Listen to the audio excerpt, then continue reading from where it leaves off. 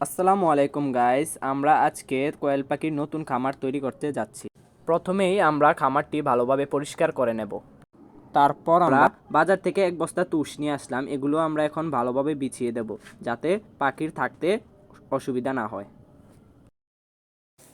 আমরা এখন এখানে 30 পিস কোয়েল পাখি পালন করব। আপনারা যারা অভিজ্ঞ এবং বড় বড় খামারি, তারা অবশ্যই কমেন্ট করে জানাবেন যে আমরা এতটুকু জায়গায় কত পিস কোয়েল পাখি পালন করতে পারবো।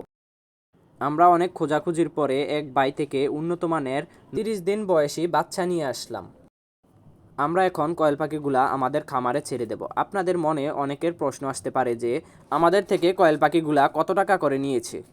আমাদের পরিচিত ভাই থেকে নিয়ে আসলাম, তো তাই আমাদের পাখিগুলা 45 টাকা করে পার পিস নিয়েছে।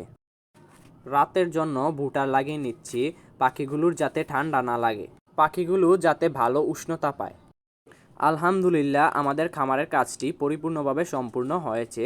যারা আমাদের ভিডিওটা সম্পূর্ণ দেখেছেন তারা আমাদের পাখিগুলোর জন্য দোয়া করবেন যাতে পাখিগুলো সুস্থ থাকে। আসসালামু আলাইকুম গাইস, আল্লাহ হাফেজ।